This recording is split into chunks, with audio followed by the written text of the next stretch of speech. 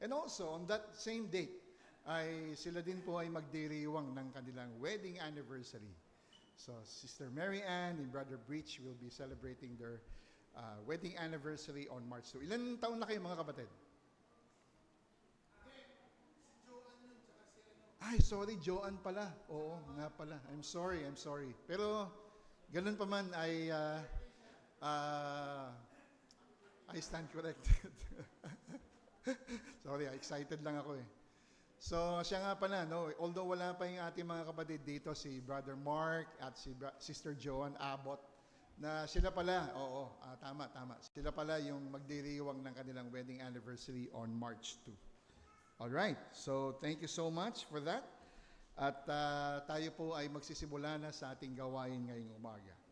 So, it is a blessed day of worship for us to do it sa buong maghapon na ito. At wala nang iba pang pinakamainam na paraan na simulan ang ating pagsamba ng paglinang sa isang awit na makikita natin in hymn number 5, which is entitled, Mighty God, While Angels Bless Thee.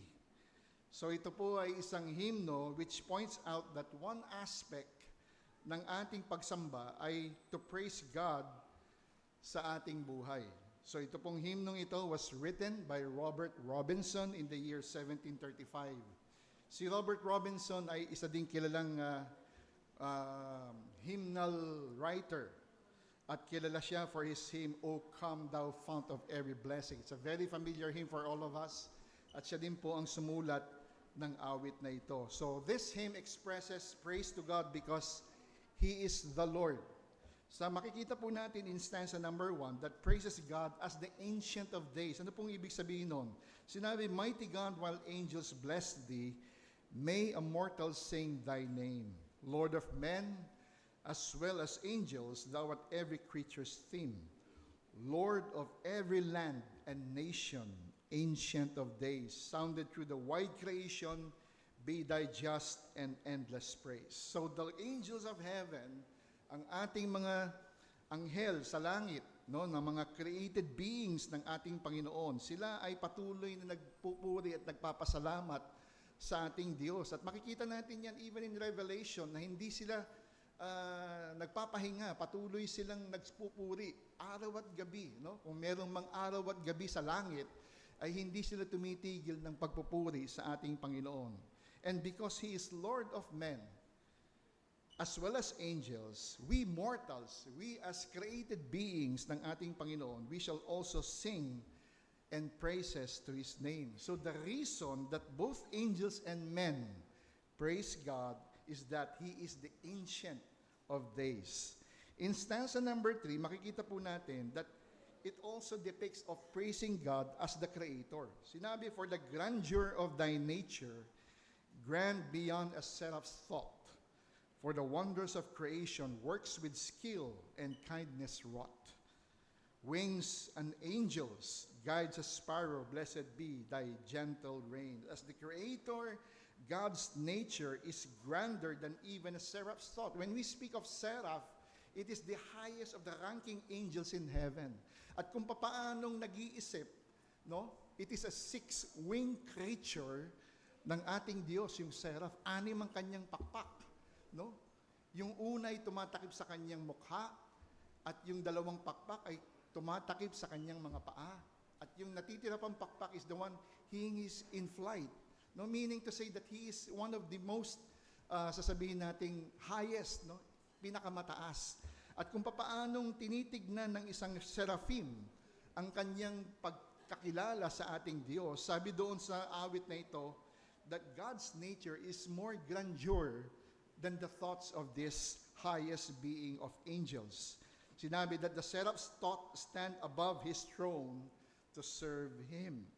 So this Creator's wonders are works with skill and kindness wrought that declare His glory. So lahat ng ating mababasa o maaawit sa mga pananalita o pangungusap ng himnong ito ay nagpapahiwatig, nagdideklara ng kanyang kalwalhatian. So that the same divine power by which He created the world also governs the world through His providence so that He knows when even a sparrow falls and thus cares for us as well. So ito po ay mga very profound na meaning ng awit na ito, na habang ating inaawit, hindi lamang po tayo umaawit sa ating bibig, kapahayagan ng ating sarili, kundi whenever we sing, we are thinking, no? Iniisip nating mabuti ang kahulugan ng mga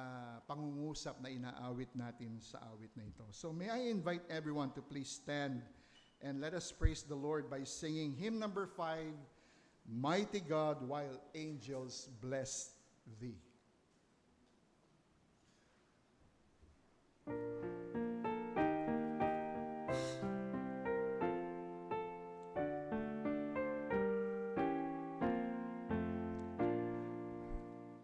Mighty God, while angels bless thee, may our mortals sing thy name, Lord of men as well as angels, thou art every creature's theme. Hallelujah, hallelujah, hallelujah. Lord of every land and nation, ancient of eternal day, sounded through the wide creation, be thy just and lawful praise. Hallelujah, hallelujah, hallelujah. For the grandeur of thy nature, grand beyond the seraph's thought, for created works of power, works with skill and kindness wrought. Hallelujah, hallelujah, hallelujah. But thy free redemption, thy true brightness all along, thought is poor and poor expression. Who dare sing that awful song? Hallelujah, hallelujah, hallelujah, amen. Brightness of the Father's glory, shall thy praise unuttered lie. Fly my tongue, such guilty silence, sing the Lord who came to die. Hallelujah, hallelujah, hallelujah, amen. From the highest throne in glory to the cross of deepest woe, all to ransom guilty captives, flow my praise forever flow. Hallelujah, hallelujah, hallelujah, amen.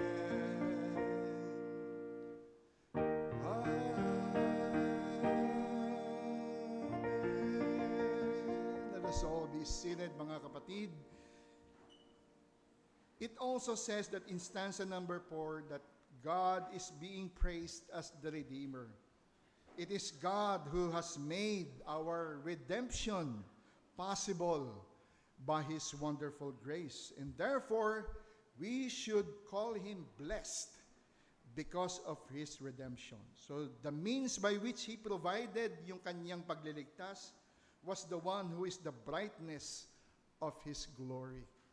At wala nang iba pang magandang manifestation ng kaluwalhatian ng ating Diyos, kundi sa pamamagitan ng ating Panginoong Hesukristo. That's why even in stanza number 6, it is being praised as God the Son who died for us. Ang ating Panginoong Hesukristo na siyang nagbigay ng kanyang buhay upang tayo ay mapatawad and eventually maligtas sa ating mga kasalanan. So the Son dwelt on the highest throne of glory in heaven with the Father.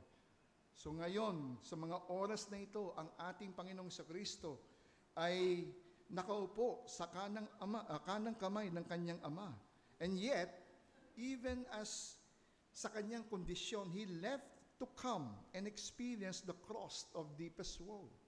So, isang napakagandang katotohanan na sa kanyang sarili ay tinalikdan niya ang kanyang sarili, and He humbled Himself, and siya ay bumaba, nanaog dito sa lupa upang maging katulad natin, na maging tao upang mamatay sa ating kasalanan.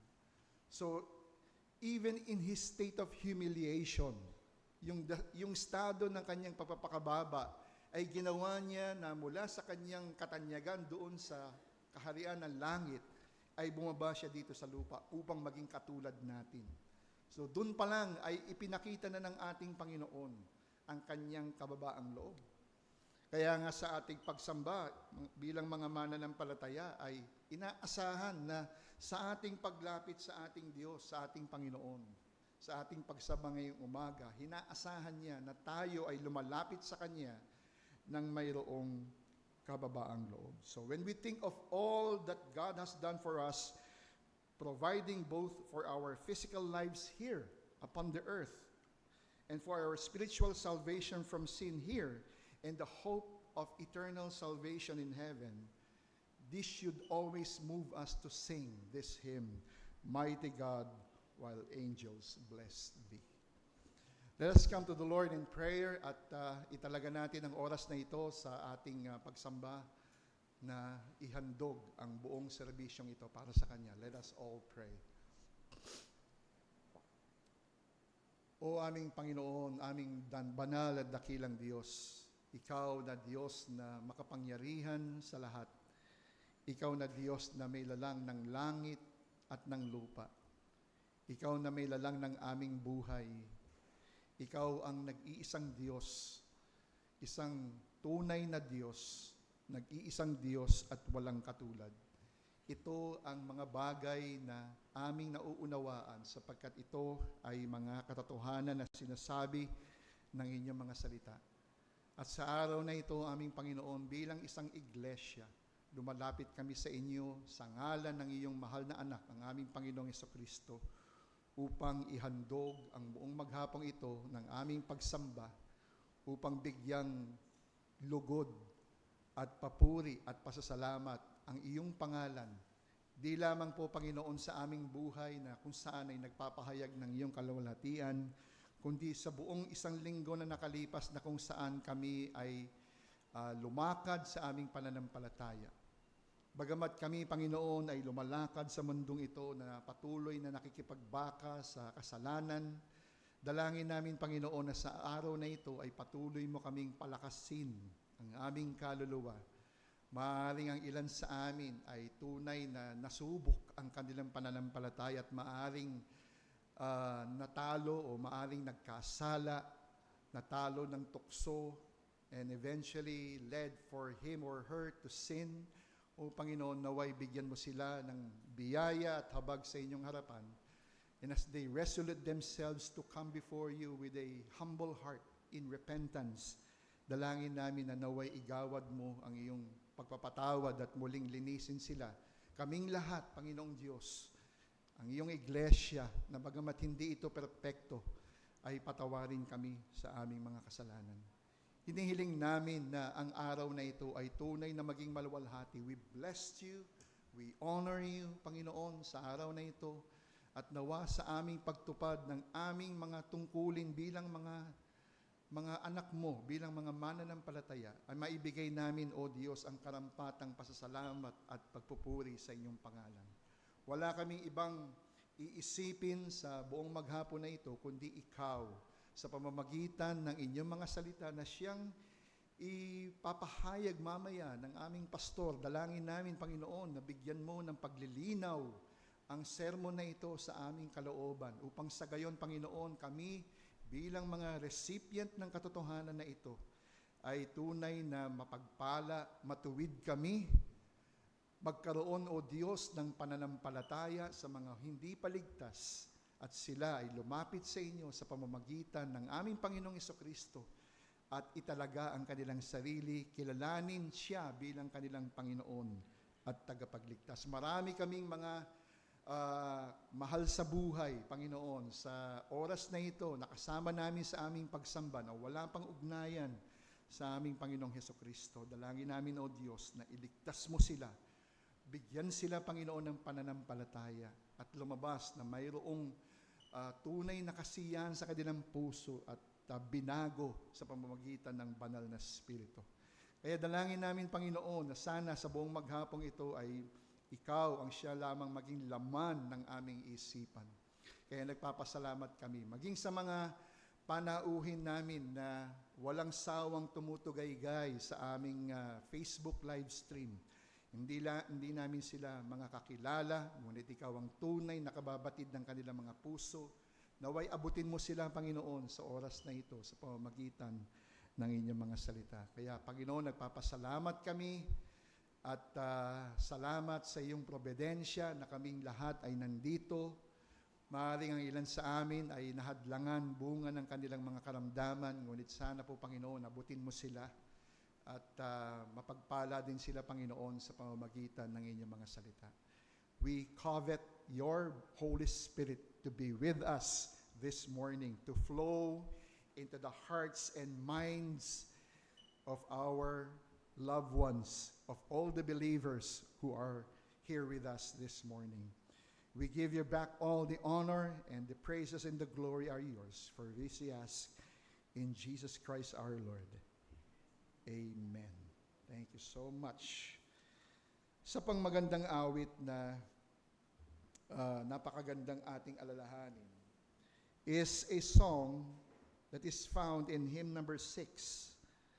And it is entitled, All Ye That Fear Jehovah. All ye that fear Jehovah's name. So it is a hymn based on the concluding verses ng awit kabanatang 22, specifically in verse 23 to 31, focusing on the communal praise to God for His faithfulness, sovereignty, and mercy. So ipanawagan sa ating lahat for those who revere God, no, nagbibigay respeto sa Diyos, referred to by His covenant. At yan ay walang iba kundi si Yahweh, si Jehovah, ang ating Diyos, na tayo ay sumamba sa Kanya. Sa mga bagay na ginagawa niya sa ating buhay, katulad ng pagsagot sa ating mga panalangin, even in our corporate gatherings in prayer, wherein God is already answering our prayers, supporting the meek, sapagkat tayo bilang isang iglesia, we have that ministry of benevolence. And also sa pamamagitan ng patuloy na pangangaral ng salita ng Diyos, wherein this afternoon we will have our, or every last Saturday or last Sunday of the month, we have our gospel hour, ay siya'y nagkakaloob ng kaligtasan. So there are some interpretations, mga kapatid, with regards to this hymn. So the hymn is a versification of Psalm chapter 22, which moved from a cry of despair to a song of praise, highlighting God's triumph and rule.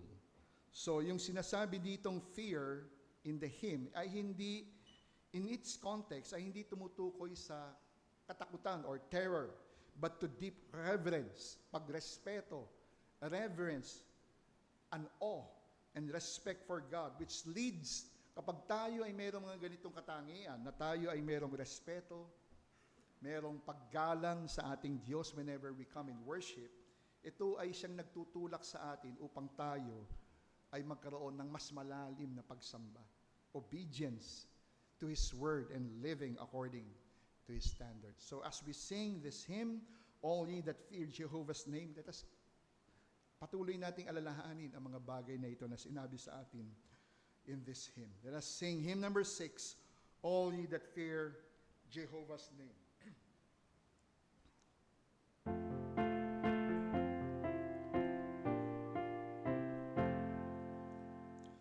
All ye that fear Jehovah's name, His glory tell, His praise proclaim, ye children of His chosen race, stand ye in awe before His face, stand ye in awe before His face.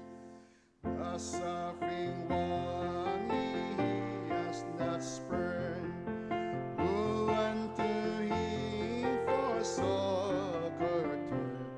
From Him He has not hid His face, but answered His request in grace, but answered His request in grace. O Lord, thy goodness makes me raise amid thy people's songs of praise, before all them that fear thee now. I worship thee and pay my vow. I worship thee and pay my vow. For all the meek thou wilt provide, they shall be fed and satisfied. All they that seek the Lord shall live, from age to age shall me and be taught, what wondrous works the Lord has wrought.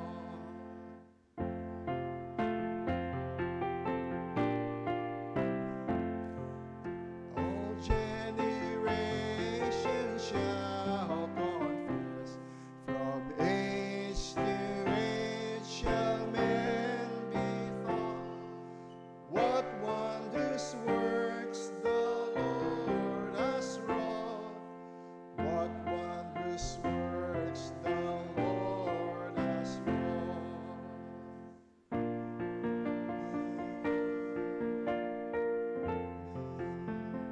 Pardon me for the misalignment of the lyrics. But again, patuloy tayong binibigyan ng pangunawa sa hymnong ito that speaks of communal worship and vow. So the hymn emphasizes corporate praise where believers gathered together to fulfill their vows. What is your vow bilang mananampalataya? Your vow is to be here, na i-observe ang buong maghapon na ito. Hindi ito isang bagay na parang dapat mong tupdin, kundi ito isang obligasyon bilang tungkulin mo bilang isang mananampalataya. Ginagawa mo yon out of your love for God. Kaya hindi imposible na kapag ikaw ay pupunta sa pagsamba sa araw na ito ay pumapasok tayo sa loob ng bulwagang ito ng merong mabigat na puso. Remember that God will not accept your worship whenever you have a heavy heart. Sapagkat ang pagsamba ay tunay na pagbibigay papuri sa ating Panginoon. Kaya ito ay isang katotohanan na dapat nating patuloy na ginagawa sa ating buhay bilang Kristiyano. Na whenever we come here, you have your own personal preparation. Hindi mo ihahanda ang iyong sarili dito sa loob na ito sa pagsamba, kundi doon pa lamang a day before, whenever you have your quiet time, your devotion or whatever private time you have with God, tayo ay meron ng preparasyon sa ating mga sarili. So, again, mga kapatid, this hymn points towards a future of enduring praise that extends, hindi lamang sa oras na ito, Hindi lamang sa mga panahon na ito, it extends throughout generation, acknowledging of God's power and goodness. So tayo ay dadako sa pagbasa ng salita ng Diyos, which is also very important for us to hear this morning, and may I call on Brother Neil to lead us into the reading of Scripture.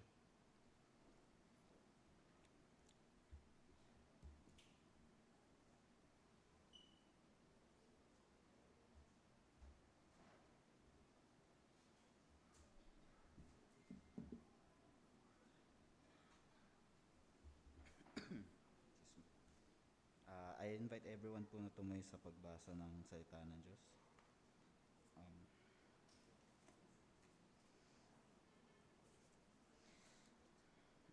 Hello. Okay.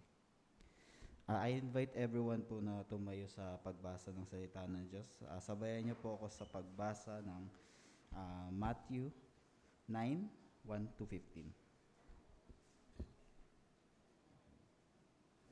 Nang matapos ni Jesus ang mga pananalitang ito, umalis siya sa Galilea at nagtungo sa mga nasasakupan ng Judea, sa dakong ibayo ng Jordan. Sumunod sa kanya ang napakaraming tao at sila'y pinagaling niya roon. Lumapit sa kanya ang mga Fariseo at upang siya ay masubok ay kanilang itinanong, sang-ayon ba sa batas na hiwalayan ng isang tao ang kanyang asawa sa anumang kadahilanan? Ngunit siya'y sumagot at sinabi, hindi ba ninyo nabasa ang lumikha sa kanila buhat sa pagsimula ay nilikha silang lalaki at babae? Verse 5, at kanyang sinabi, dahil dito, iiwan ng lalaki ang kanyang ama at ina at makikisama sa kanyang asawa, at ang dalawa ay magiging isang laman. Kaya hindi na sila dalawa, kundi isang laman. Ang pinagsama ng Diyos ay huwag paghihiwalayin ng tao. Sinabi nila sa kanya, kung gayon, bakit ipinag-utos ni Moises sa amin na magbigay ng kasulatan ng paghihiwalay at hiwalayan ang babae? Sinabi niya sa kanila, dahil sa katigasan ng inyong puso ay pinahintulot sa inyo ni Moises na inyong hiwalayan ang inyong mga asawang babae. Ngunit buhat sa pasimula ay hindi gayon. Verse 9, at sinabi ko sa inyo, sino bang ihiwalay ang kanyang asawang babae maliban sa pakikiapid ang dahilan at mag-asawa ng iba ay nagkakasala ng pangangalunya, at ang mag-asawa sa babaeng inihiwalay ay nagkakasala ng pangungulanya.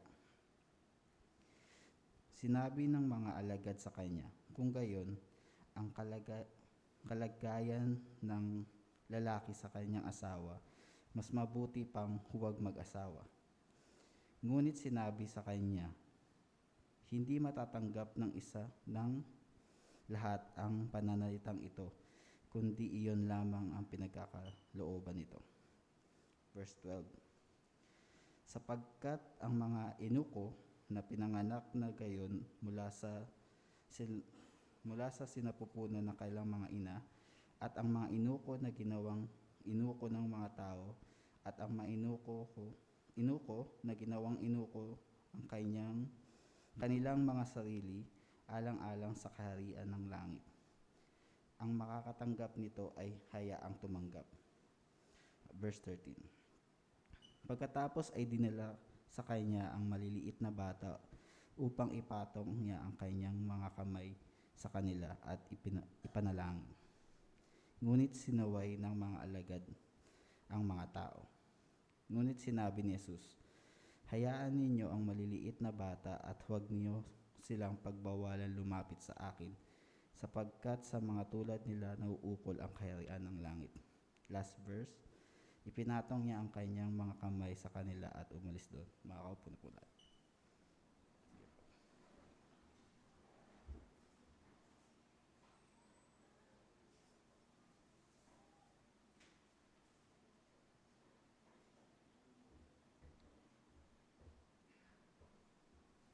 Muli ay purihin ng Diyos sa pagbasa ng kanyang mga salita. Again, mga kapatid, let us prepare our tithes and our offerings, and let us gladly offer it to the Lord this morning sa Kaniya. At habang ating ibinibigay ang mga tithes and offerings natin, we are mindful of ourselves that we are doing it as a gesture of worship to the Lord. And it is but fitting that we are giving with a cheerful heart. And for those who are tuning in on Facebook live stream, if we are being compelled to the Lord to give to the ministry of this church, you can also give by giving your donation to the bank account number that is flashed in your screen.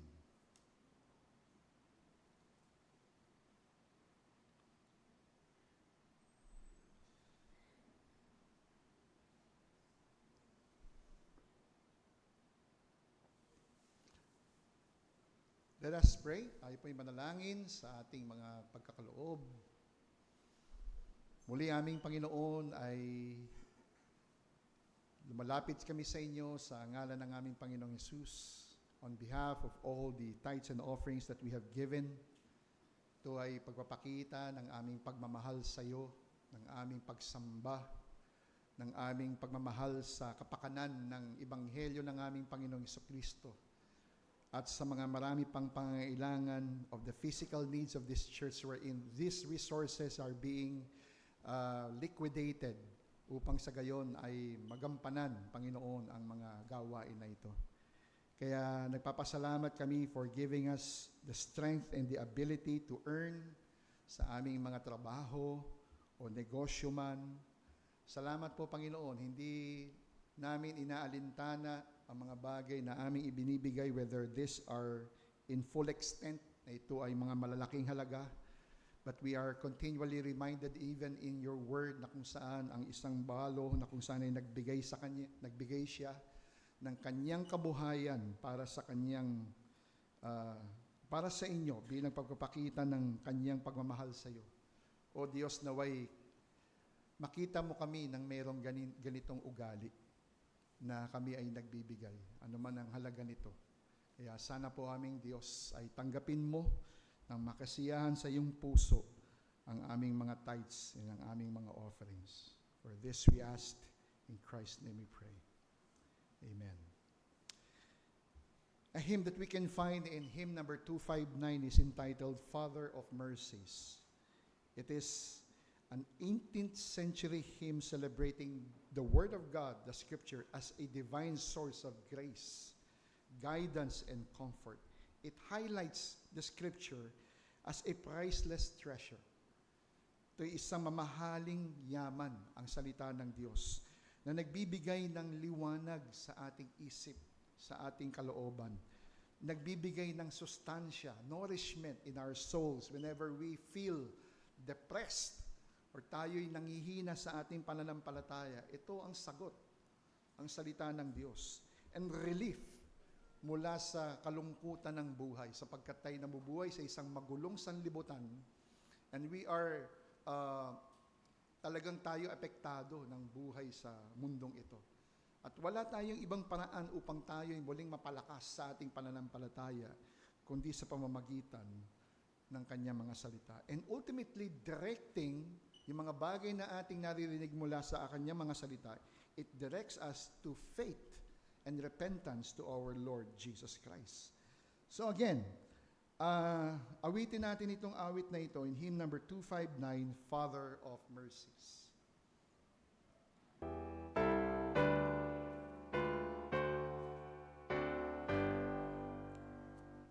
Father of mercies, in thy word, what endless glory shine, forever be thy name adored, for this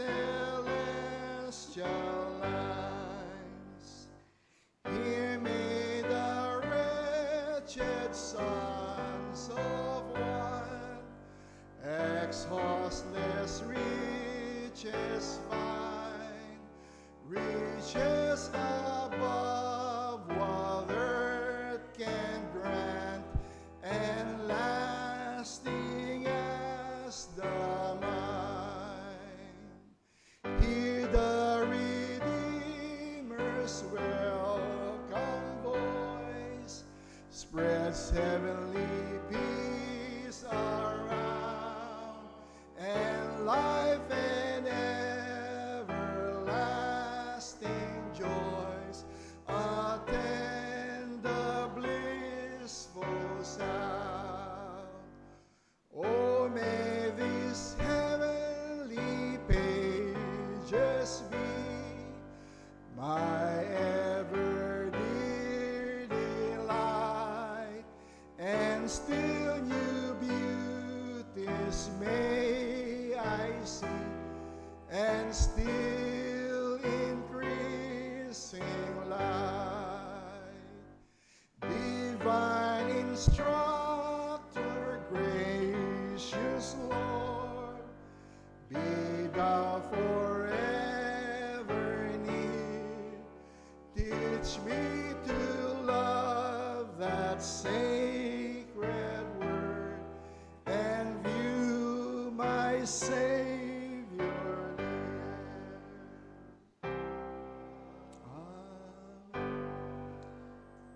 Yung stanza number 4, sinasabi, oh, may these heavenly pages be my ever dear delight. Kung di pa sa iyo nangungusap itong hymnong ito, and as we hear the preaching of the word in a few moments, ay sana patuloy na mapalakas ang iyong kalooban, ang iyong kaluluwa. And still new beauties may I see. Whenever we hear the word of God, every pages of Scripture are always fresh revelations. No? Maraming mga bagay na pwede tayong ma-dig up sa bawat talata ng kanyang mga salita. Kaya nga hindi nauubos ang mga katotohanan. No? Ganong kayaman ang kanyang mga salita. At ito ay patuloy na nagbibigay ng liwanag sa ating isipan. You can think of 1,000 revelation in John chapter 3 verse 16. Na kapag ito ay patuloy mong pinagbubulay-bulayan sa iyong buhay, sa iyong puso, sa iyong kaluluwa, and by the help and aid of the Holy Spirit, He will give you fresh revelation. So whenever you do it in your private devotion in the Lord, think and meditate on His Word. And as we meditate on His Word through the preaching of the Word, may the Lord prepare us this morning. Shall we pray?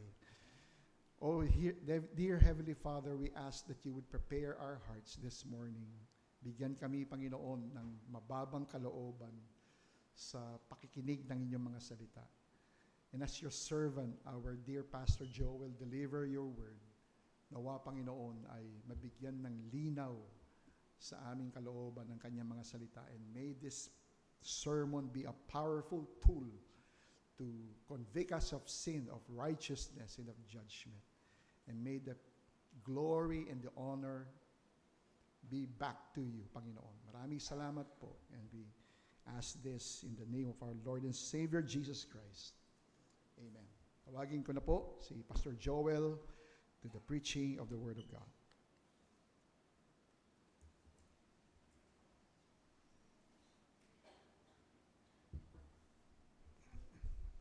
Isang magandang umaga po sa inyo lahat.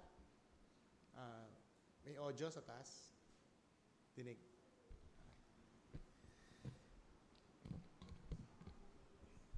Meron pong kulang sa greetings ng ngayong umaga. No? Binati po ang birthday ni Brother Bridge bukas.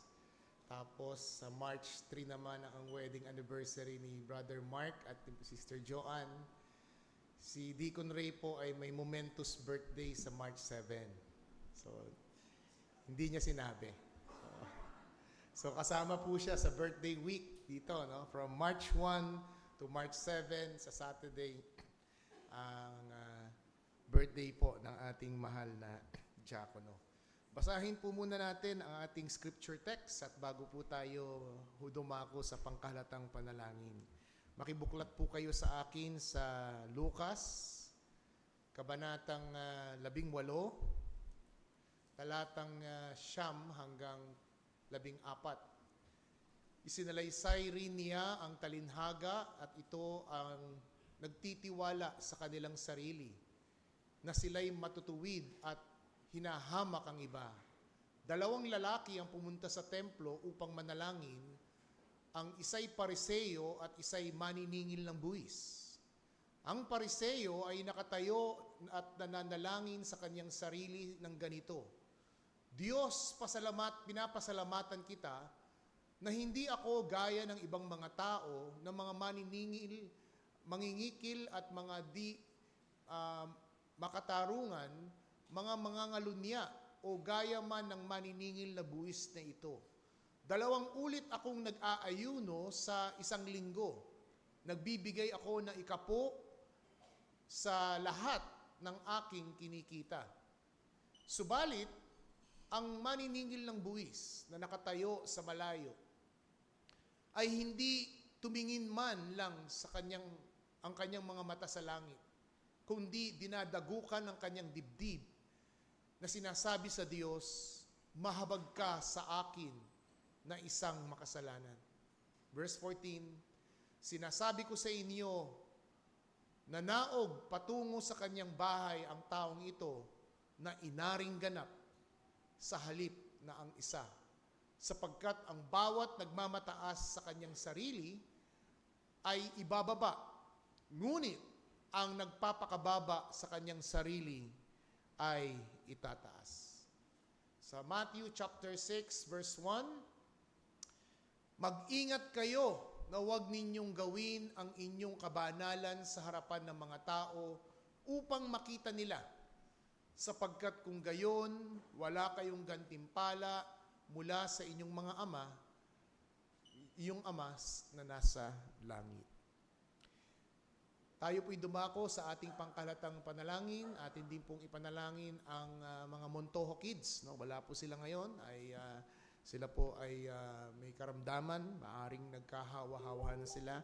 Ganon din po ang ating mga, si Ate Glo, ganon din. May nakabedrest si Ate Ro. At maging ang ating mga viewers, regular viewers sa FB Live, no? Si Papa Roman na nasa Las Piñas, si Tatay Erning, Ate Nanay Lydia, si Nanay Talen na nasa Gimba, Nueva Ecija, at maging ang aking butihing ama. At maging sa amin pong mga regular attenders, no? Mga nagko-comment, sila Romel Evangelista, yung pong mga taga-Pangasinan, nakamag-anak ni Ate Geng, marami pong salamat sa inyong pagsubaybay sa amin, maging ang mga Reyes clan. Nawa, pagpalain po kayo sa inyong pagtunghay at ang inyong salita ng Diyos ay tunay na mangungusap sa inyo at baguhin ang ating mga buhay. Tayo po'y dumako sa pangkahatang panalangin. Patuloy po kaming lumalapit, O Diyos, at nagpapasalamat sa buhay na hiram na patuloy mong iginagawad sa amin. At ang aming pong presensya sa umagang ito ay patunay lamang na ikaw ay nagpala at nag-ingat sa amin sa nagdaang 1 linggo sa aming buhay o sa buong buwan ng Pebrero, sapagkat kami ay nasa unang buwan ng pangatlong buwan ng taong 2026. Salamat, O Diyos, sa pagtawid mo sa aming mga gawain sa panibagong buwan na ito at panibagong linggo. Tinataas ka namin, O Diyos, sa patuloy na pangunguna mo sa amin, sa patuloy na paggabay mo sa amin, sa pag-aaral ng iyong salita, sa pakikinig ng iyong salita, at dalangin po namin, Panginoon, ay sa mga oras na ito na kami ay nasa tugatog ng aming pagsamba, ang iyong banal na Espiritu ay makapangyarihang kumilos sa amin at sumbatan kami kung kinakailangan, baguhin kami kung kinakailangan, iligtas kami, O Diyos, mula sa aming abang kalagayan. Tinataas ka namin, Panginoong Diyos, sa umagang ito, dinadakila ka namin, hindi lamang sa umagang ito, maging mamayang hapon sa aming patuloy na pagsama-samang panalangin at maging sa aming pananambahan sa banal na hapunan.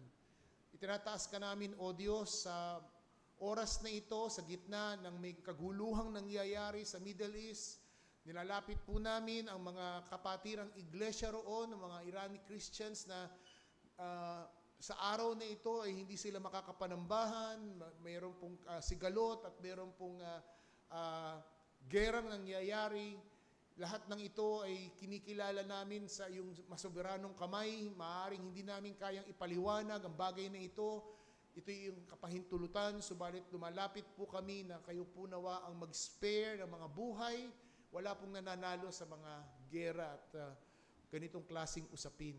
Lagi po ang natatalo ay ang buhay, ang kabuhayan, ang mga ari-arian at ang mga bata.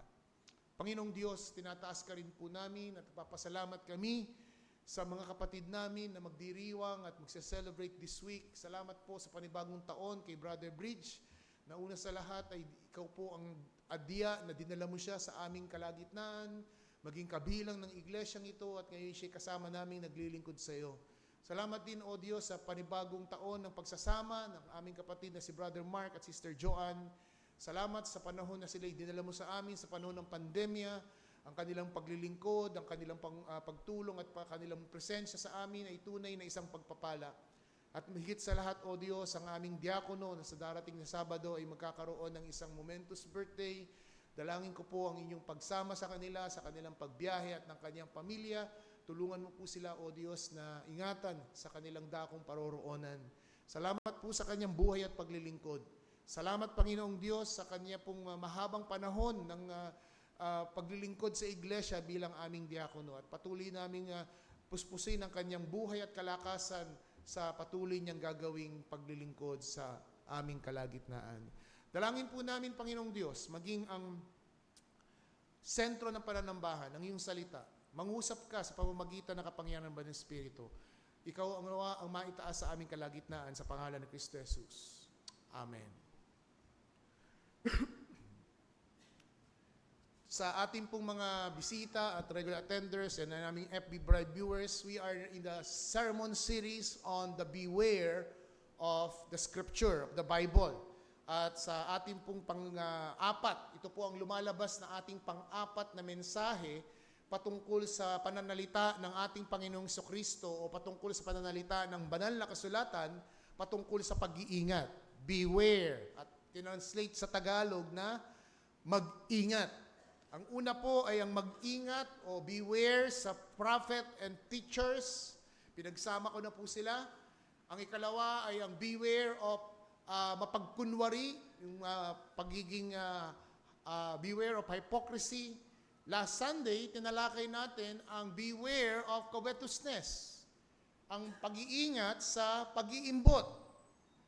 At ngayon pong umaga, ang ating ikaapat na mensahe patungkol sa paksa ito ng pag-iingat ay pag-iingat patungkol sa pagtingin ng matapat o pagiging self-righteous, pagiging matuwid sa iyong sariling pananaw. Ito po ang pang-apat na sermon dito po sa ating sermon series, Beware in the Sermon or in the Biblical Sermon. Pinakita ko po kanina sa Matthew chapter 6, ito pong paksang ito, na mismong ang Panginoong Jesucristo ang nagsabi sa kanyang mga alagad, habang ito po ay nakapaloob sa Sermon on the Mount, Matthew chapter 5, 6, and 7, doon ay binanggit niya na mag-ingat kayo sa pagsasagawa ng inyong katwiran sa harap ng tao. That is the very essence of the word beware. Beware of expressing your practice of righteousness.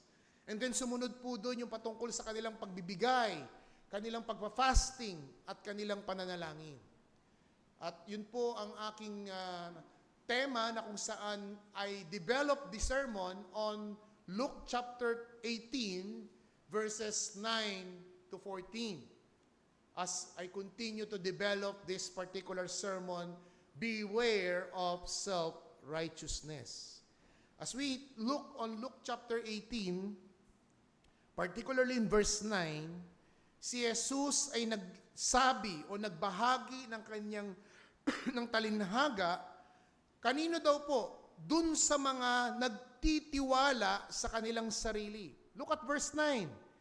He told his parable not to the disciples only, but to those who trust in themselves, to those who were righteous, who look on themselves as righteous, and treat others with contempt. So sino po ba itong mga nagtitiwala sa kanilang mga sarili na binabanggit dito sa verse 9? Sino ba itong mga taong ito? Hindi sinabing few, sinabi ay some. Ang ilan sa kanila ay nagtitiwala sa kanilang mga sarili.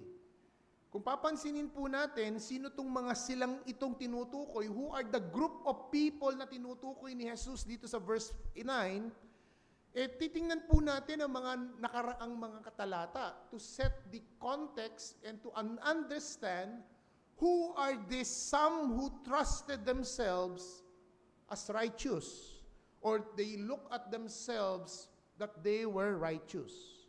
So titingnan po natin pabalik. Luke chapter 17 verse 20. Luke chapter 17 verse 20, being asked by the Pharisees when the kingdom of God would come. And then chapter 16 verse 14. 16:14. The Pharisees who were lovers of money heard all these things and they ridiculed him. Chapter 15 verse 2.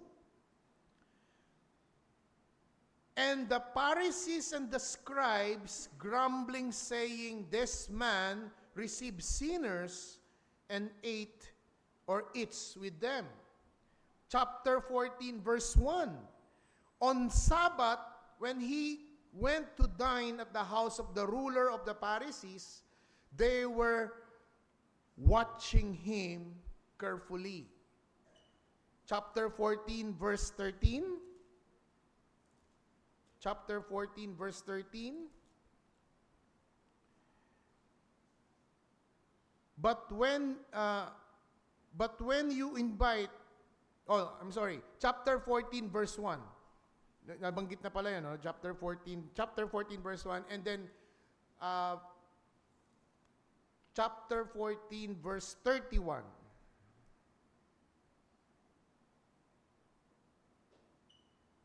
No, sorry, last verse na lang pala. Chapter 12 verse 1. Yun. Chapter 12 verse 1.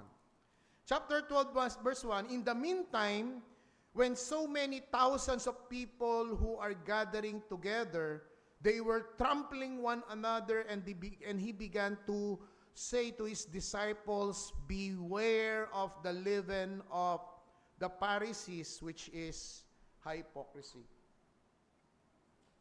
So dito natin makikita, mga kapatid, yung chapter 12 na sermon natin about beware of hypocrisy, referring to the Pharisees. Now, bumanggit uli ang Panginoon ng babala patungkol sa pagiging self-righteous ng sinong grupong ng mga tao. Again, the Pharisees again. Ang tinutumbok dito ay yung Pharisees na nagpapalagay na sila'y matuwid. At sa kanilang pagtitingin na sa kanilang sariling sila'y matuwid, sila ngayon ay nagko-contempt. They treat others with contempt. That's why we see here in chapter 18, verse 9, the sermon begins that Jesus is addressing those people who trusted themselves that they were righteous. You know, this is one of the dangerous sin, not gross immorality, but self-righteousness. Kasi ito pong kasalanang ito is you are thinking that even a 1%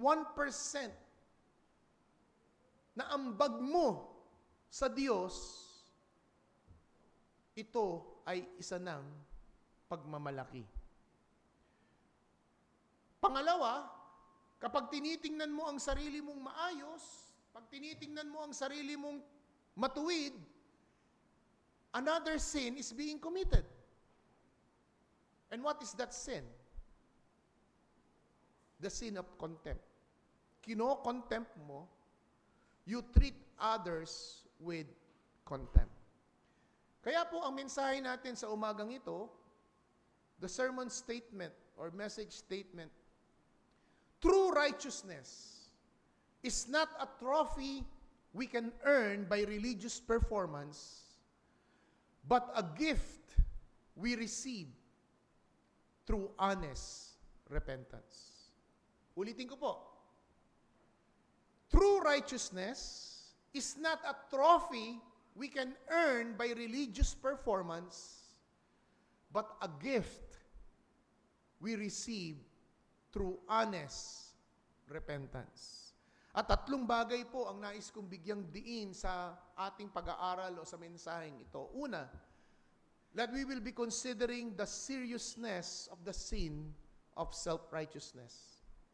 Considering the serious sin of self-righteousness. Secondly, on the parable itself, the contrasting profile.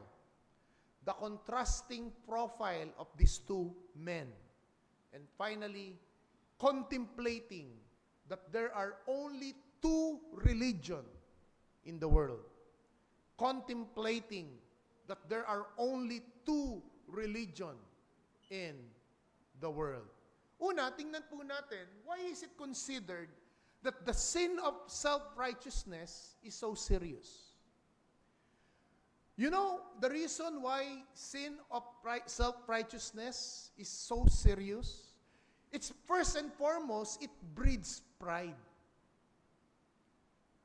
Ang kakabit po o ang kadugtong o ang umbilical cord ng kasalanang ito ay pagyayabang. It breeds pride. Why? It elevates someone above others, leading to judgmental attitude and spiritual arrogance. That's the very reason why this particular sin is so dangerous, is so serious. Remember, sabi ni Jesus, siya'y nagbahagi ng parabola ng talinhaga dahil sa mga taong tingin nila sa kanilang sarili, and then what next? They demean, they treat others with contempt. Nandun ka agad, no? Matapos nilang itaas ang kanilang sarili, nakatingin kagad sila doon sa mababa sa kanila. And that's so serious about this particular sin.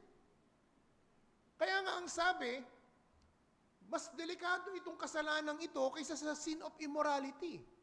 Dahil sa sin of immorality, ang kasalanan ng yun ay si kasalanan niya sa kanyang katawan. Pero ito, mas marami ang dinadamay. Second reason or second consideration why the sin of self-righteousness is so dangerous and serious, because it contradicts the declaration of the Scripture. It contradicts the declaration of the Scripture. Anong sabi sa Romans 3:10? In Romans 3:10, no one, not one is righteous, not even one. Pinapatutuhanan, ipinapahayag ng salita ng Diyos na wala daw sino mang tao ang matuwid. Even in the Old Testament, Isaiah 64 verse 6 says, our righteousness or our righteous acts are like filthy rags before God. This shows that human righteousness is insufficient. Thirdly, the sin of righteousness is dangerous and serious because it blinds the heart of the person sinning. A self-righteous person often cannot see their own need for mercy. Hindi sila nakakakita, hindi nila nadidiskubre o naiisip na ito'y kasalanan at kailangan nila ng kaligtasan. Hindi sila nauuwi sa pagsisisi dahil sa kabulagan, bunsod ng kasalanang ito. And fourthly, it is considered serious and dangerous because it denies grace. It denies saving grace. Self-righteousness assume that the person can earn God's favor by his own works. At ina-undermine niya ang katotohanan ng salvation is by grace through faith. In short, self-righteousness is dangerous because it is a replacement. It is a replacement of dependence on, instead on God, it is dependence on self. That's why dito, Jesus consistently confronted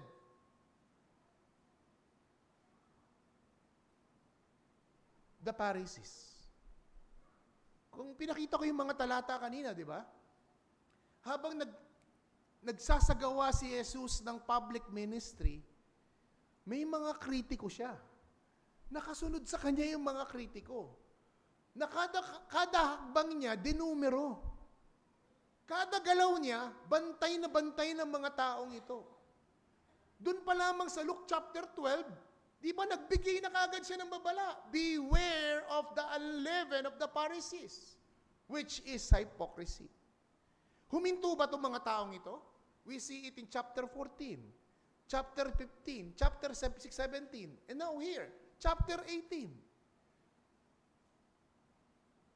Kaya muling nagsabi at nagpaalala ang Panginoon about this some who look on themselves as self-righteous. Self-righteousness blocks charity. Self-righteousness not only blocks charity, but also humility. And these two graces, charity and humility, are essential virtues for sanctification. Actually, dyan mo susukatin ang isang professing Christian eh. Sa kanyang katangian at karakter at pamumuhay, yung kanya bang sanctification, yung kanyang pamumuhay Kristiyano, nababanaag mo ba ang charity, ang pag-ibig, at humility sa kanya? These are the two essential virtues which is absent in a self-righteous person. Secondly, hindi lamang po natin nakita ang not only that we consider that righteousness, self-righteousness is dangerous and serious sin, now we go to our text itself. Turn your Bibles in Luke chapter 18, verses 9 to verse 14. Upon teaching this particular sermon, Jesus used the tool of parable. What is a parable? A parable is an earthly story with spiritual meaning. A parable is an ordinary story which has spiritual significance. And here we see, verse 10, 2 men went up to the temple to pray. So makikita po natin dito na hindi sinabi kung ito ba ay one of the annual feasts na kailangang obligado ang bawat Hudyo na aakyat sa Jerusalem. Bakit po sinabing they went up? Because ang Jerusalem po ay nasa tuktok po ng isang burol. Yun po ang location ng templo, nandoon po sa tuktok ng burol. That's why the language that they went up, they go up, umakyat sila, umahon sila sa Jerusalem, sapagkat dun sa Jerusalem, doon po nakatayo o nakatindig ang templo. Pupunta po sila doon hindi para magnegosyo. Pupunta po sila doon hindi po para gumawa ng kanilang mga physical activities or refreshment or recreation. Pupunta sila sa templo precisely for worship. They go up to the temple at ang sabi dito ay to pray. And here we see the two contrasting profile of this man. First, a Pharisee or the Pharisee. The Pharisee means separated one. Ito po ay nag-emerge during the intertestamental period. It is between the Old Testament and the New Testament writings. It is in between the period of intertestamental period na kung saan may mga tao po na naging dedicated to keep the law of Israel at maging hiwalay sila sa mga Roman influences. Doon po nabuo itong grupong ito. These men, or part of what we call the Pharisees, the religious Pharisees, they are well respected when it comes to religious moral in the community. Sila ang tinitikala. Sila ang authority. Sila ay well respected until the public ministry of Christ. Remember in Luke 4, when Jesus began teaching, when he rolled up the scroll and sinabi niya, at ito'y na-fulfill na sa Isaiah, and he made some public ministry, nagpagaling siya ng may sakit, nagpalaya siya ng demonyo, slowly nagkakaroon siya ng popularity. Anong sabi ng mga tao sa kanilang observation? This man teach with much authority. And from that on, the focus of the crowd from Pharisee, nalipat ang focus of attention to Christ. At ito ang naging dahilan na ang mga Pariseyong ito ay sunod-sunod, dahan-dahang nagmamatsyag at tumitingin at naghahanap, sinusubukan, humahanap ng ebidensya ng pwede nilang ipin down si Kristo. Kaya nga, kung tituloy-tuloy ninyo ang Gospel of Luke, papupunta doon saan? Yung pagpa-plot to kill Jesus, plot to arrest, plot to file a case of sedition, rebellion. All of those things are dahilan ng mga Pariseo. But, as a Pharisee, they are well and high esteemed for their religiosity. A average person, a Pharisee, was a golden standard of morality. That's the first profile in our parable. Secondly, the second profile of our parable is a publican, a tax collector. A tax collector is a working Jew under the Roman government, but every tax collector were treated by his fellow countrymen as traitor and thieves. Sa panahon ng Hapon, sila yung tinatawag na makapili. Sila yung mga nakasuot ng bayong na nagtuturo. Bakit? Bakit traidor ang mga kinikilalang mga tax collector? Because nakikinabang sila doon sa kinokolekta nilang buwis para sa Roman government, pero hindi lang sila basta nangongolekta, mga 5-6 ito, mga parang sabihin nating abusado. They extort and give extra charges what is due for the taxes. Kung sa panahon natin ngayon, ito po yung pag-uusap ng kontratista at saka ng kongresista. Di ba? Parang ganun po ang nangyayari rito. May cut na kagad sila. That's why they were despised. Or should we say, they are more despised than the prostitute. They were unwelcome into their countrymen, by their countrymen. So that's the second point. the contrasting profile, a Pharisee, a religious Pharisee, with good morals in the eyes of the public, and the counterpart, a tax collector, a sinner, in the person of the publican. Thirdly, and finally, we will be contemplating the only two religion in the world. Basically, there are so many religions in the world. Whatever religious you have in mind, in fact, I have searched in Google, there are 4,000 different religions in the world. In comparison to the religion of Christianity.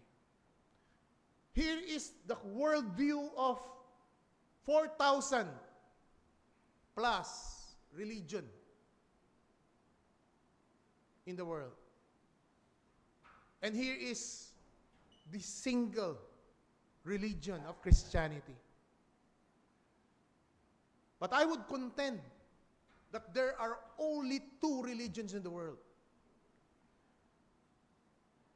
The religion of grace, which is Christianity, and the religion of all of this, either 4,000 or more, which is, in summary, the religion of works. All of this can be branded with religious of merit, in contrast with one single religion, the religion of grace. At yun po ang makikita natin dito sa buhay ng dalawang taong ito, na isang Pariseo at isang Publikano. They represents these two contrasting religion in the world. First and foremost, let's look on the Pharisee, which is in the religion of works or religion of merit. The Pharisee is trusting on the merit. Look at his posture. The Pharisee, standing by himself, prayed, God, I thank you that I am not like other men, extortioner, unjust, adulterers, or even like this tax collector. Look at his posture. He stands confidently praying about himself.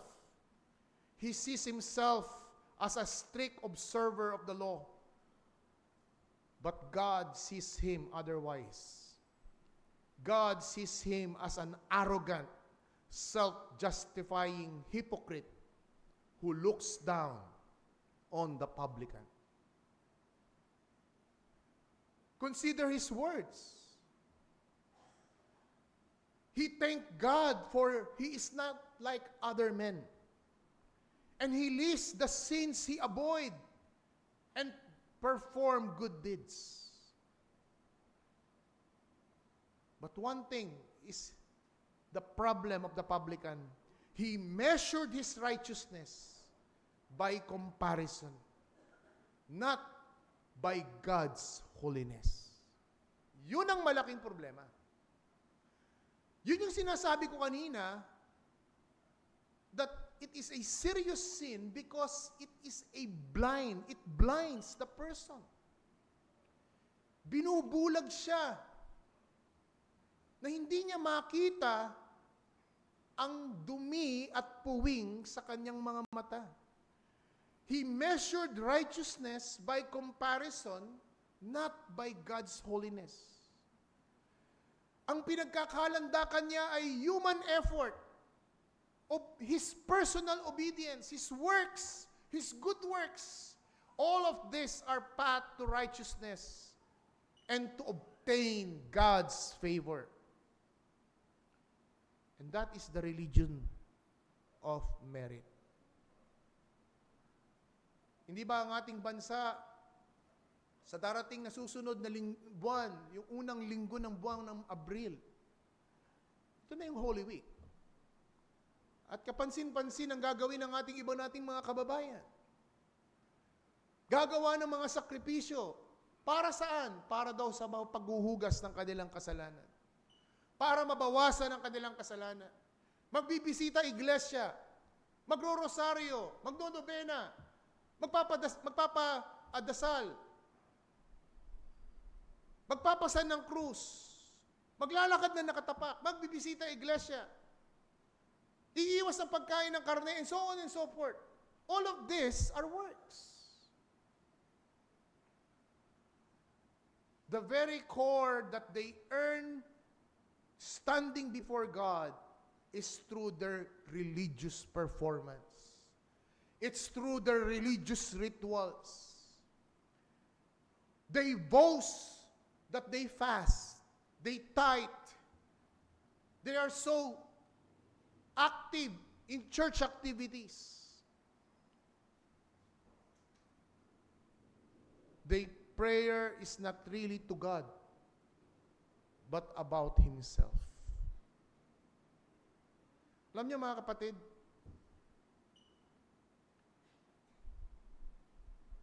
that is one religion, the summation of all religions in the world. It is religion by works. Religion by merit. Religion by activities. Na by doing this ritual, by doing this ceremony, you will be forgiven. This is a religion merit-based. I achieved, therefore I am accepted. That's the philosophy of the religion of works. That's the philosophy of the religions of merit. I achieve, therefore I am accepted. But also sometimes we need to beware. That's why sabi ng Panginoon sa Kristo, beware of the sin of self-righteousness. Because this particular sin are even seen in ourselves. There is somewhat a Pharisaic behavior in us. There is the self-worth of our relationship with God in a comparative analysis to others.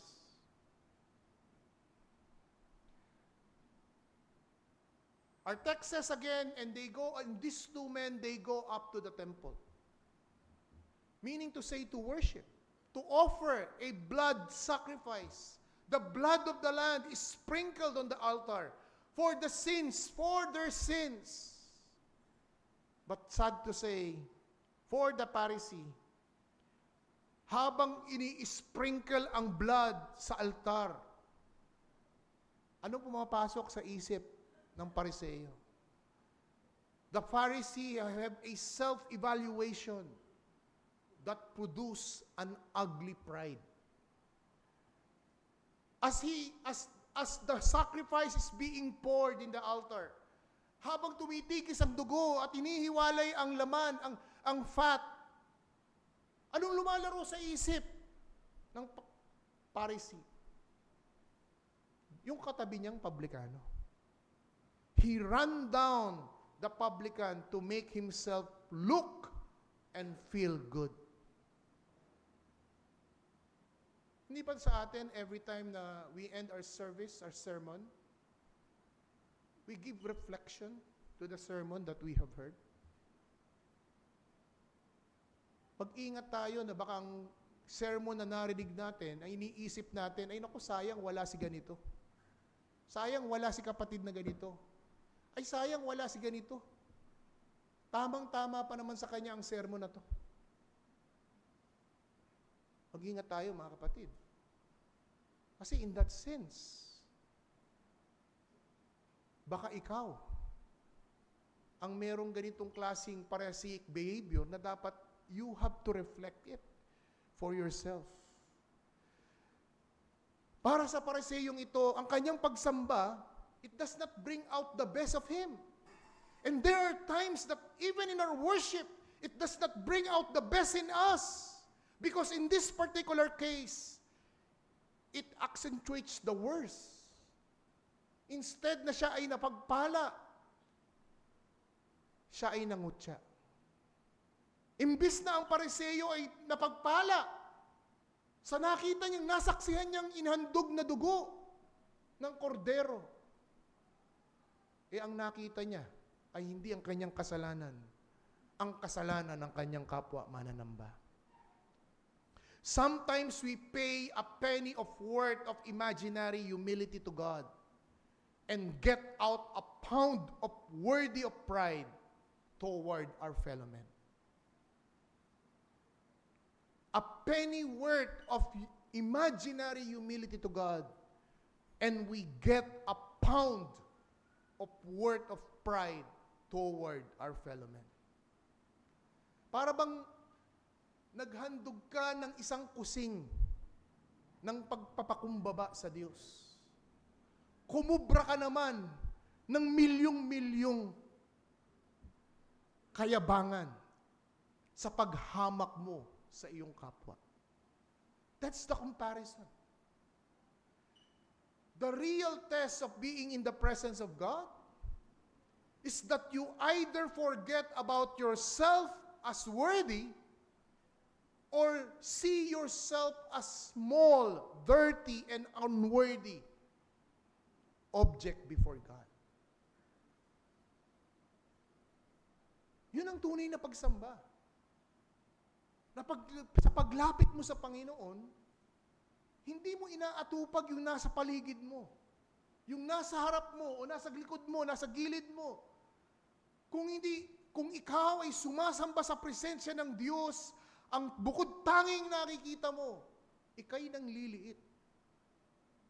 Dahil sa iyong karumihan, dahil sa iyong unworthiness in comparison to the holiness of God. And that is one of the religion of the world. Religion by merit. And the second is the religion of grace. The religion of mercy. Look at the tax collector. The religion of grace and mercy. Look at his posture. He stands far off. His eyes cast down, beating his chest. Look at his words. God, be merciful to me, a sinner. He knows he has nothing to offer but his need. And the word prayer, God, be merciful, in the Greek word, it means hilasomai, which means to make atone, to make an atonement, or to be propitious. When the publican used the word, "Oh God, be merciful," he means, "Oh God, make atonement for me, I'm a sinner." Sa kanyang panalangin, Panginoon, takpan mo ang kasalanan ko.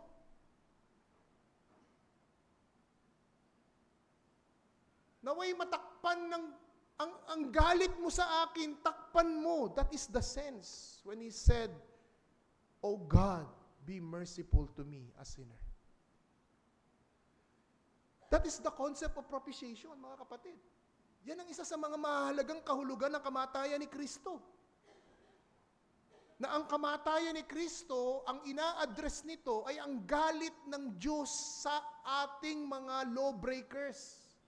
Dahil sa ating paglabag sa kanyang 10 utos.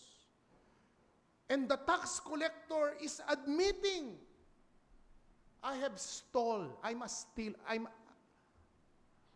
stole money from my countrymen. He is admitting that he is an extortioner. He is admitting he is unjust. He is admitting that he took advantage of his position and power.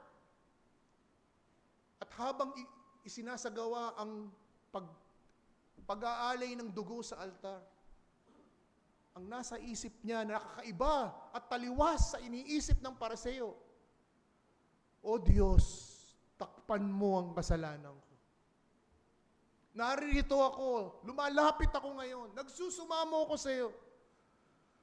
Wala akong kakayahang takpan ang aking kasalanan.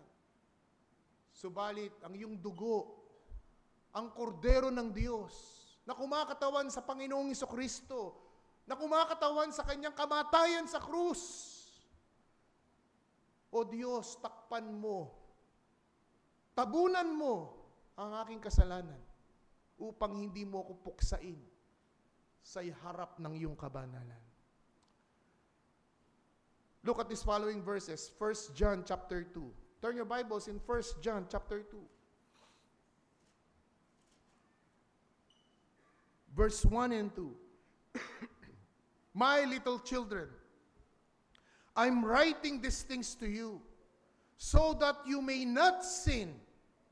But if anyone does sin, we have an advocate with the Father, Jesus Christ the righteous. Look at verse 2. He is the propitiation. Ito po yung sinasabi nating helisumai. To make an atonement. He is the helisumai for our sins and for our others, for ours not only, but also for the sins of the world.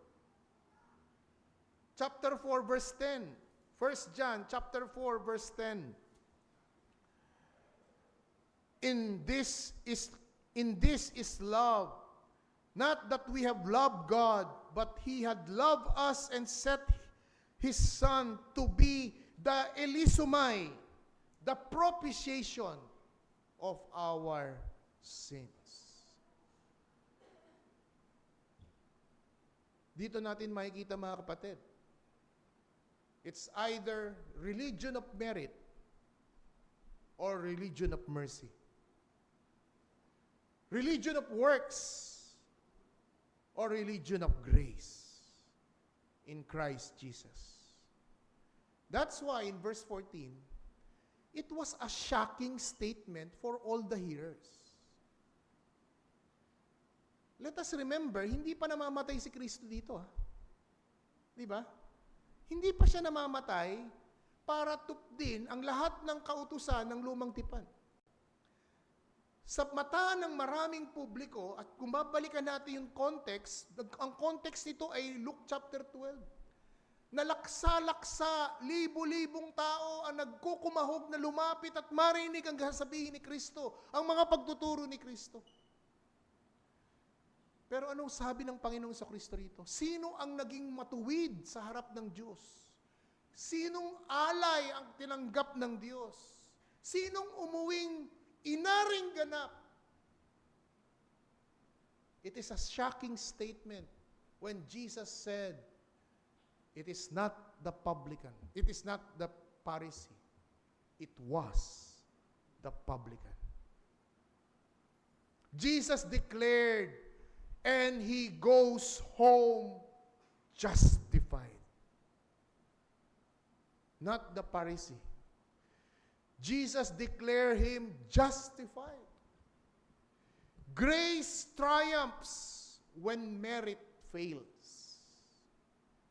Mercy triumphs when merit fails. And that is the grace-based religion. It begins with repentance and faith and not a performance. Everyone who exalts himself will be humbled. But the one who humbles himself will be exalted. Jesus commends the publican for his humility before God. But pride pushes for merit, but humility pleads for mercy. Yung pagmamataas, ang itutulak niyan, yung mga bagay na ginawa niya. Kaya siya nagmamataas kasi yung mga ginawa niya. Yung handog ko, yung donation ko, yung tulong ko, yung pagsisimba ko, yung pananalangin ko, yung pag-aabuloy ko. Subalit, it is humility pleads for mercy. Justification is God's declaration of righteousness. Not earned, but given. Believers like you and me who repents and put their trust in Christ Jesus. Ito po yung sinasabi ni Martin Luther sa kanyang theological statement, simultaneous just and sinner. Simul justus et peccator. It is a spiritual standing that all who have repented and put their trust in Christ, they are declared righteous, yet they remain sinners. Kaya merong remaining sins na natitira sa atin bilang mga Kristiyano. We continue to struggle. We are continue to tempted. And there are times we really fall into sin. But the declaration in the courtroom of God, we are righteous. Because Christian life is sanctification. But the declaration is justification. We are justified by faith even though we are still prone to sin. It is a way of acknowledging that our Christian life is divided inside us as saint and villains. That's why there's a struggle. Di ba? Aminin natin may struggle na nangyayari sa atin bilang mga Kristiyano. Pero sa Pharisee, because he had religion, he had no salvation. But for the tax collector, he had sin, yet he found mercy. And he come to Christ. Kinilala niya na ang inahandog niyang tupa at ang dugong tumutigis dito sa altar. Naiintindihan niya na ito ang gagawin ng Mesiyas. The Messiah, the only one, the anointed one sa krus ng Kalbaryo. Well, as a matter of fact, kung titingnan po ninyo yung context, tingnan natin kanina pabalik, right? Look again to Luke chapter 18. If we are going to look the context forward, it is very clear na dinemonstrate din ni Lucas itong dalawang personang ito sa parable. Because on the succeeding verses of Luke chapter 18, in verse 18 to 21, you find out what? The account of the rich young ruler. The rich young ruler who represent like a self-righteous Pharisee. Hindi ba ang sabi niya, bata pa lang ako, ginagawa ko na, sinusunod ko lang utos ng Diyos. And that is precisely the beauty na pinakita ni Luke in the person of the rich young ruler. Pastor, paano yung tax collector? Look at chapter 19. You look at chapter 19, verse 1 to 10. What is that account? The conversion of Zacchaeus. And who is Zacchaeus? The tax collector. So here you see the beauty of understanding religious by merit and religious by mercy. And there are only two religions in the world. Either religious of work and merit, and you name all of the religions in the world. You summarize it and you put it into one pack, and you will call it the religion of merit and good works. On the other side, the second religion in the world, Christianity. Christ. Iniwan niya ang kanyang kalawalhatian sa langit, nanaog sa lupa, sumunod ng perpektong pagsunod. Inako ang kasalanan, the active and passive obedience of Christ. He lay His life as a sacrifice, as a propitiation. Make an atonement, to make an atonement and a propitiation that those who will repent and turn from their sin and look upon the Christ they will receive mercy and pardon.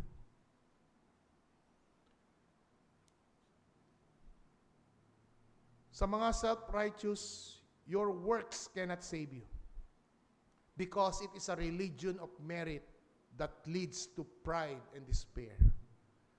But for the broken, just like the tax collector, God's mercy is for you.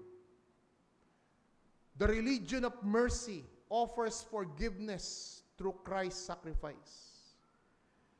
You come like the tax collector, empty-handed, humbling and trusting Christ. And that is the difference of these two men.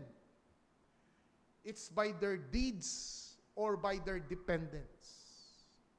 The Pharisee is by dependence on himself, but the tax collector, dependence on Christ's work. The religion of mercy, the religion of merit says, I achieve, therefore I accept. But the religion of mercy, Christ has atoned my sin, therefore I am accepted. The gospel is not about what you do for God, but the gospel is about what God has done for you in Christ. Will you leave this day or this building justified just like a tax collector? Or are you going to leave this building just the same, self-deceived, like the Pharisee? Tayo manalangin. Aming dakilang Diyos, mangusap ka sa bawat isa rito, lalaki man o babae, matanda man o bata, maging sa aming mga nagsusubaybay, ang banal na Espiritu nawa ang maglapat ng mga katotohanan ito sa kalagayan ng kanilang spiritual na buhay. Magligtas ka kung kinakailangan, magtuwid ka kung kinakailangan, sa pangalan ng Kristo Jesus. Amen.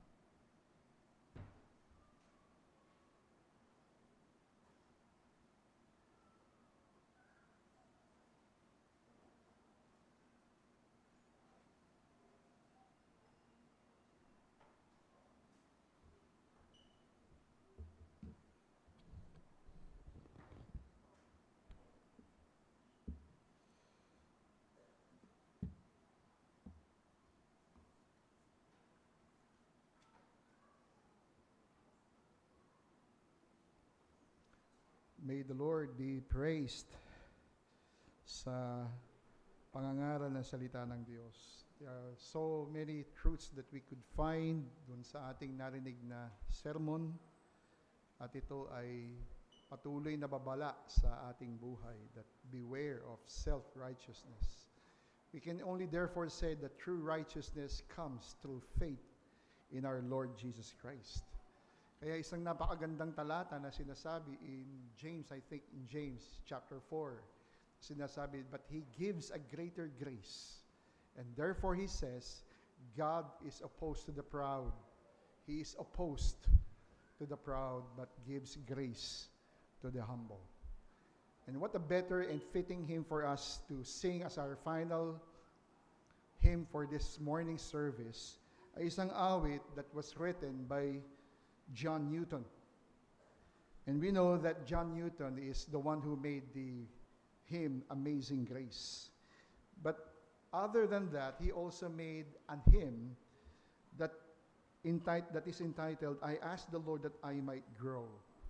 It is a hymn that is a profound hymn interpreting spiritual growth, not through comfort, but through the painful refining of trials. Ito'y nagtuturo that God answers prayers for increased faith by exposing rather than instantly removing inner sins and breaking worldly attachment to foster total reliance on Him. So sinasabi lamang po dito ni John Newton that he prayed, he asked the Lord to grow in grace, faith, and love. Pero mapapansin natin as we sing this hymn that the answer comes in a way that brings them to the brink of despair. So what I'm trying to say is na kung nais mong magkaroon ng tunay na paglago sa iyong pananampalataya, it will not be the easiest way possible. It will always be through trials, through sufferings, through testing of your faith. At gaya ng ating napakinggan, that true righteousness ay hindi madaling ma-earn. Kinakailangan dumaan tayo sa mga pagsubok. Kaya sinasabi that even God uses inward trials to expose the hidden evils of our heart, such as pride, self-righteousness, and self-reliance.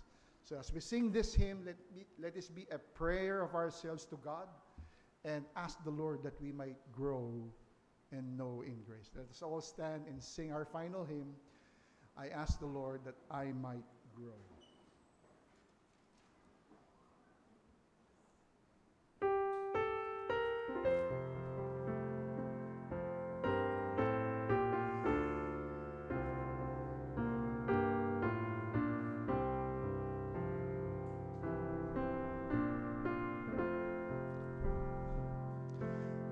I ask the Lord that I might grow in faith and love and every grace, might more of His salvation know and seek more earnestly His face. 'Twas He who taught me thus to pray, and He I trust has answered prayer. But it has been in such a way as almost drove me to despair. I hope that in some favor God was it answer my request, and by His love constraining power subdue my sins and give me rest. Instead of this, He made me free. The hidden evils of my heart, and let the angry bars of hell assault my soul in every part. Yes, for His own hand He seen, intake to aggravate my wound, cross all defend, besides I scheme, blasted my groans, and made me whole. Why, Lord, why is this? I trembling cry. Wilt Thou pursue Thy work today? This in this way, the Lord replied. I answer prayer, for grace and faith, this inward trials I implore, from self and pride to set me free.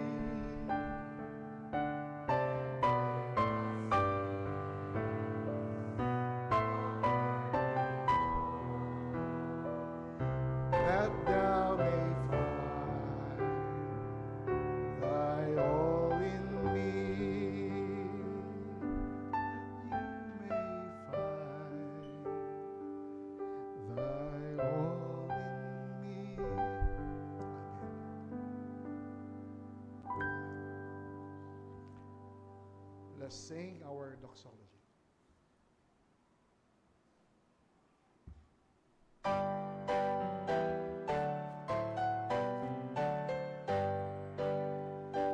Praise God, from whom all blessings flow.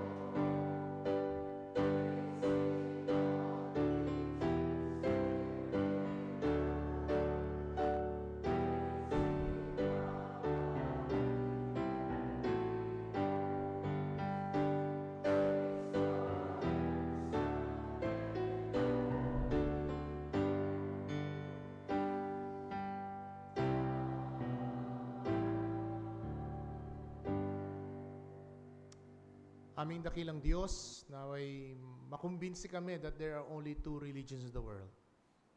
The religion of merit, the religion of works. I have achieved, therefore I am accepted. On the other hand, there is the religion of mercy. Christ has achieved at the cross. It is finished. It is complete, and therefore I am accepted.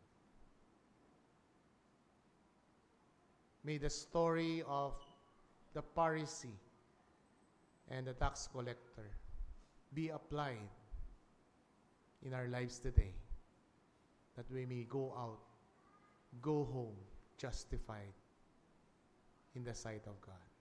At ngayon, tanggapin natin ang pagpapala ng Diyos, ang pag-ibig ni Kristo Jesus, ang pagtuturo ng banal na Espiritu, na mamuhay tayo na may kabanalan sa gitna ng makasalanang mundo, ngayon at sa muli nating pagkikita. Siya nawa. Tayo po'y mapusandali para sa announcement. Again, mamaya po,